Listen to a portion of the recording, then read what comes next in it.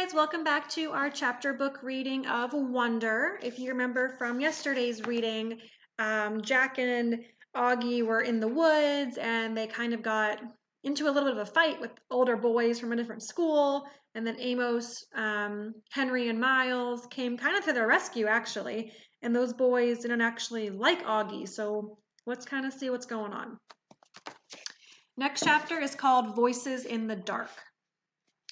Finally, after what seemed like a forever of running, someone yelled, "I think we lost him." "Amos?" "I'm right here," said Amos's voice a few feet behind us. "We can stop," Miles yelled from farther up. "Jack!" I yelled. "Whoa," said Jack. "I'm here." "I can't see a thing." "Are you sure we lost them?" Henry asked, letting go of my arm. That's when I realized that he'd been the one who was pulling me as we ran. "Yeah, shh, let's listen." We all got super quiet, listening for footsteps in the dark. All we could hear were the crickets and frogs and our own crazy panting. We were out of breath, stomachs hurting, bodies bent over our knees. "We lost him," said Henry. "Whoa, that was intense." "What happened to the flashlight?" "I dropped it." "How did you guys know?" said Jack. "We saw them before. They looked like jerks." "You just rammed into him," I said to Amos. "I know, right?" laughed Amos. "He didn't even see it coming," said Miles. "And he was like, 'Are you a freak too?' And you were like, 'Bam!'" said Jack. "Bam!" said Amos, throwing a fake punch in the air. But after I tackled him, I was like, "Run, Amos. He's 10 times bigger than you." And I got up and started running as fast as I could. We all started to laugh. "I grabbed Augie and I was like, 'Run,'" said Henry. "I didn't even know it was you pulling me," I answered. "That was wild," said Amos, shaking his head. "Totally wild. Your lip is bleeding, dude." "I got a couple of good punches," answered Amos, wiping his lips. I think they were 7th graders. They were huge. "What losers!" Henry shouted really loudly, but we all shushed him. We listened for a second to make sure no one had heard him. "Where in the world are we now?" asked Amos. "I can't even see the screen." "I think we're in the cornfields," answered Henry. "Duh, we're in the cornfields," said Miles, pushing a corn stalk at Henry. "Okay, I know exactly where we are," said Amos. "We have to go back in this direction. That'll take us to the other side of the field." "Yo, dudes," said Jack, hand high in the air. "That was really cool of you guys to come back for us. Really cool. Thanks." "No problem," answered Amos, high-fiving Jack, and then Miles and Henry high-fived him too. "Yeah, dudes, thanks," I said, holding my palm up like Jack did, though I wasn't sure if they'd high-five me too. Amos looked at me and nodded. "It was cool how you stood your ground, little dude," he said, high-fiving me. "Yeah, Augie," said Miles, high-fiving me too. "You were like, 'We're littler than you guys.'" I didn't even know what else to say. I laughed. "Very cool," said Henry, and he high-fived me too. "Sorry I ripped your sweatshirt." I looked down, and my sweatshirt was completely torn down in the middle. Oh, my computer's doing something. There we go. One sleeve was ripped off, and the other was so stretched out, it was hanging down to my knees. "Hey, your elbow's bleeding," said Jack. "Yeah," I shrugged. "It was starting to hurt a lot." "You okay?" said Jack, seeing my face. I nodded. Suddenly, I felt like crying, and I was trying really hard not to. "Wait, your hearing aids are gone," said Jack. "What?" I yelled, touching my ears. The hearing aid band was definitely gone. That's why I felt like I was underwater. "Oh no," I said, and that's when I couldn't hold it in anymore. Everything that had just happened kind of hit me, and I couldn't help it. I started to cry, like a big cry, what Mom would call the waterworks. I was so embarrassed. I hid my face in my arm, but I couldn't stop the tears from coming.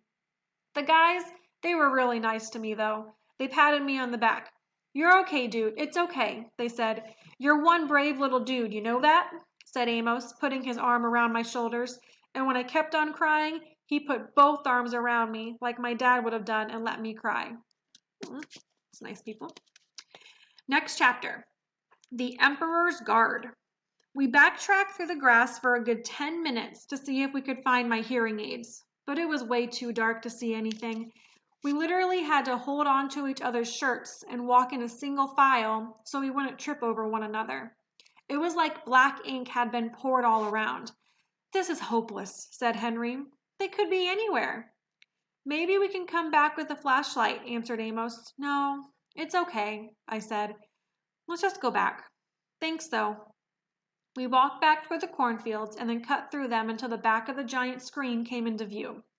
Since it was facing away from us, we didn't get any light from the screen at all until we walked around the edge of the woods again. That's where we finally started to see a little light. There was no sign of the 7th graders anywhere. "Where do you think they went?" said Jack. "Back to the food trucks," said Amos. "They're probably thinking we're going to report them." "Are we?" asked Henry. They looked at me. I shook my head. "Okay," said Amos, "but little dude, don't walk around here alone again, all right? If you need somewhere to go, tell us, and we'll go with you." "Okay," I nodded. As we got closer to the screen, I could hear high on a hill was a lonely Gothard and could smell the cotton candy from one of the concession stands near the food trucks. There were lots of kids milling around in this area. So I pulled what was left of my hoodie over my head and kept my face down, hands in my pockets, as we made our way through the crowd. It had been a long time since I'd been out without my hearing aids, and it felt like I was miles under the earth. It felt like that song Miranda used to sing to me. "Ground control, Major Tom, your circuit's dead, there's something wrong." I didn't notice as I walked that Amos had stayed right next to me, and Jack was close on the other side of me, and Miles was in front of us, and Henry was in back of us. They were surrounding me as we walked through the crowd of kids, like I had my own Emperor's Guard or something. Next chapter. Sleep. Then there came out of the narrow valley, and at once she saw the reason. There stood Peter and Ammon and all the rest of Alson's army, fighting desperately against a crowd of horrible creatures, whom she had seen last night. Only now, in the daylight, they looked even stranger and more evil and deformed. I stopped there. I'd been reading for over an hour, and sleep didn't come. It was almost 2 a.m. Everyone else was asleep. I had my flashlight on under the sleeping bag, and maybe the light was why I couldn't sleep, but I was too afraid to turn it off.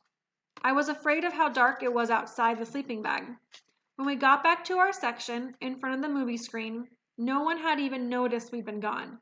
Mr. Tushman, Miss Rubin, and Summer, and all the rest of the kids were just watching the movie. They had no clue how something bad had almost happened to me and Jack.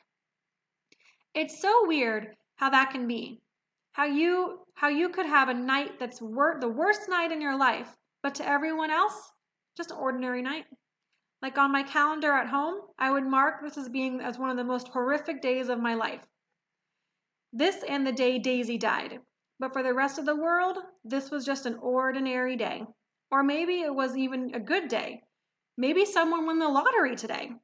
Amos, Miles, and Henry brought me and Jack over to where we'd been sitting with Summer and Maya and Reed. And then they went and sat where they had been sitting before, with Chin and Savannah in their group. In a way, everything was exactly as we had left it. And that's where we're actually going to end it today. We are going to finish this chapter tomorrow. Make sure you go on into the question. Bye, guys.